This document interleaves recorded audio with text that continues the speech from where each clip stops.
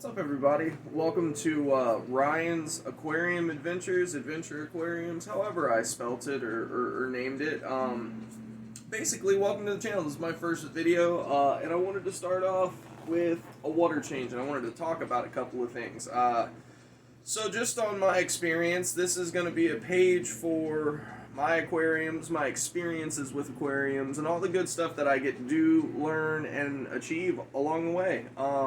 I appreciate anybody that comes this route, because, man, at what point is it not just awesome to get to a point where you love something enough to share it with everybody else? And that's where I'm at. I love messing with aquariums. This stuff is so much fun. The fish are beautiful.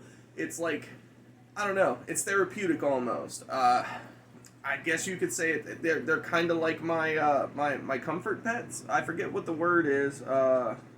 Emotional support animals. They are my emotional support animals.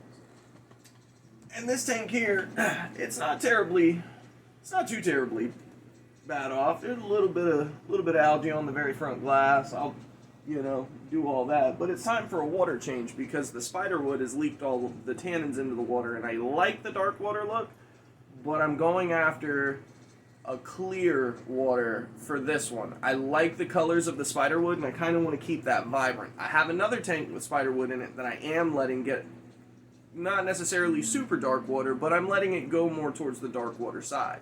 But we're going to start off talking about something that I don't hear a lot of people talk about: well water.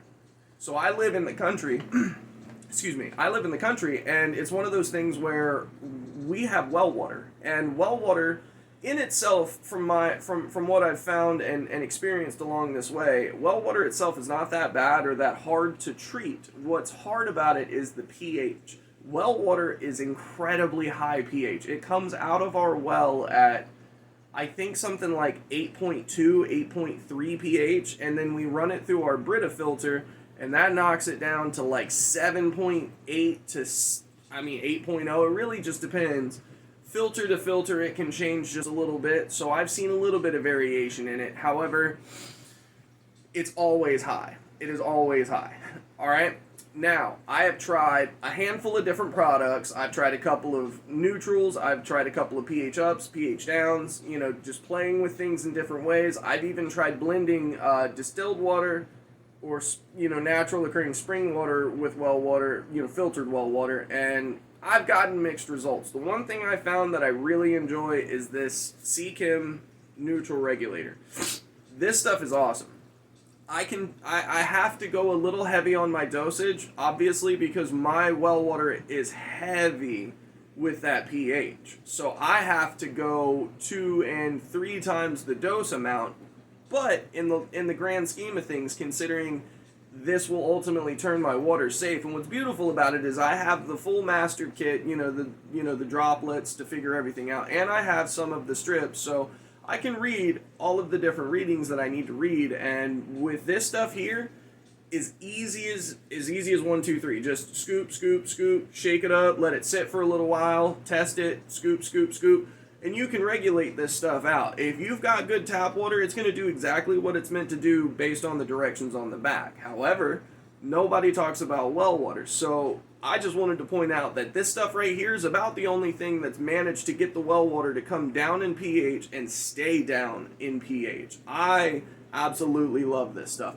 This is my first video, so clearly I'm not sponsored. There's no mumbo jumbo going on, but I just want to point out that for well water people like myself that are out in the country and that don't really have access to good, clean, filtered city water where you can just simply dechlorinate, this stuff is amazing. And it also helps with ammonia spikes. So if you're doing a water change for poor water quality and there's a little bit of ammonia in the tank, if you go ahead and premix this into the water that you're going to go in like you should, it'll help neutralize all of the ammonias in the tank fairly rapidly. So I gotta say, this stuff is awesome. I'm sure it does other things that they don't claim it does, because it does claim to be a water conditioner.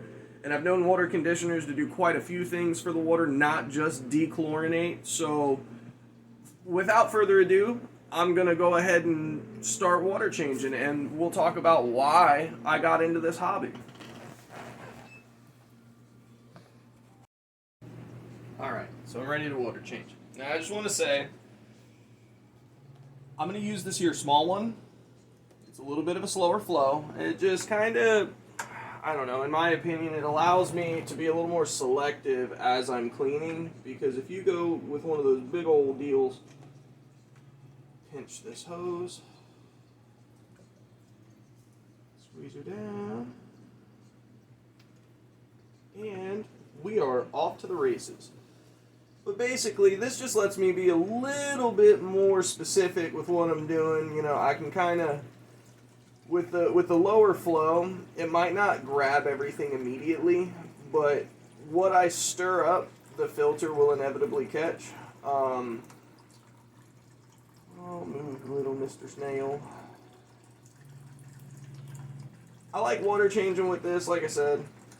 It's slow, it takes time, but I'm not really in a rush for this. This is a bit of a hobby for me, so I like to take my time. I like to make sure that things are as good as they can be. And you know, water changes are important. Even if the tank is cycled, you still want to make sure to check your water parameters. My water parameters are actually looking pretty good. My pH is, thanks to the regulate, my pH is where it needs to be, has been for a while. I believe my hardness is exactly where it needs to be on both of the scales. I actually don't think there's anything wrong with this tank. It could stand to have a little bit more nitrate because one of my plants in the back is dying, but all in all, this tank's actually doing really well. I'm very, very, very happy with it. I just, you know, you wanna make sure to keep up with this, because again, like I said, this spider was releasing tannins and it's darkening the water up, and I actually went with a lighter, more natural gravel substrate and tried to kind of get the most colorful fish I could, because what I was hoping was to have a super neutral, bland, earthy back tone. You know, the rock is probably about the brightest thing in here, and I should probably turn the tank brightness up, but I have it on a natural 24/7 cycle, so it's just not up bright because it's not midday yet. And I really like the light. Actually, I have a 30-inch light in on my 20 long, and both of these are set at the same time, and I absolutely love coming into the living room at 6 or so and seeing this thing just barely starting to put a little light out. It's a really nice thing. It's really fun. But anyway, I'm getting to a rambly point. I'm gonna restart real quick. The reason I'm into this hobby is because in my mind, as I've grown up, every time I've known someone and seen some kind of stability out of a person, it's always been a fish tank in the living room. And I don't understand why I associated, you know, a fish tank with stability, but I did, and it is what it is. But I always remember seeing my friends and my you know, the kids I hung out with growing up. I saw their parents and the stuff that they did, and I always remembered as a kid, I was like, man, fish tanks are cool. So fast forward, you know, 20 odd years, and I'm married myself, and we have decided to get into this hobby collectively. And man, it's been amazing ever since. We started this August of 2021, and it started with a 20-gallon that we picked up on sale. Go ahead and shake this back up again, give it a good jiggle. That way I know all of the good stuff's all mixed up. We started back in August, and everything was super duper hectic at first. Of course, we were impatient tank owners, and we bought a tank, immediately bought fish, and didn't know anything about cycling. We got really lucky and managed to only have 1 or 2 fish die. Poor little guys.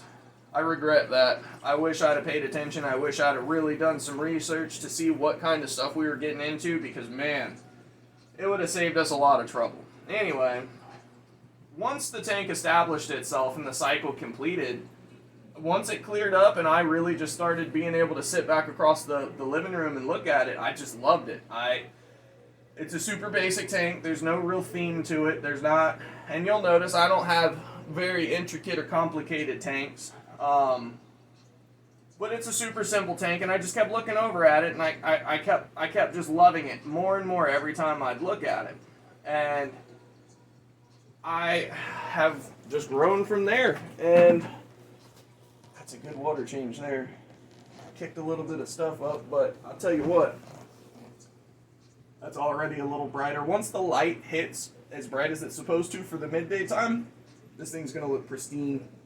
I might do a little bit of algae cleaning, but anyway, I kept looking at that tank over there, and I really loved looking at it, and I thought it was just such an amazing hobby to get started on, and so I just kept buying other tanks. This was the third tank I started, I want to say. And this one has 2 albino cories in it. I do plan on getting more cories for them. It has a lot of male guppies. I think they're male guppies. But it has a lot of male guppies in here.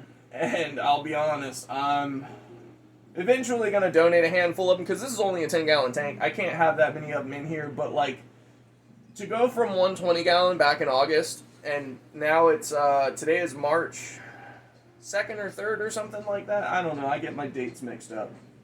But to go from August till now and have gotten so deep into this and have learned so much, it's just amazing. And I started up an Instagram and started posting some of this stuff, and I gotta say, it's been a really overall pleasurable experience. I'm really enjoying my time with this stuff. Like, I can't wait to keep doing more videos and keep on going, but the well water was ideally what I wanted to talk about most, because well water is a very harsh water. You know, it's a high pH, there's lots of minerals and metals in it, so you've got to be very, very, very careful with well water when you're doing tanks. And I feel like if I can make well water work in all of my tanks, you can make anything work in one of your tanks. So I think this is about going to wrap up the first video. I know it's been incredibly boring. There's no aquascaping. There's no bull stuff going on where I can be pretty about things. It's just a water change and me talking about one of my favorite chemicals. But man, if you stopped by and you watched this video, thank you so much.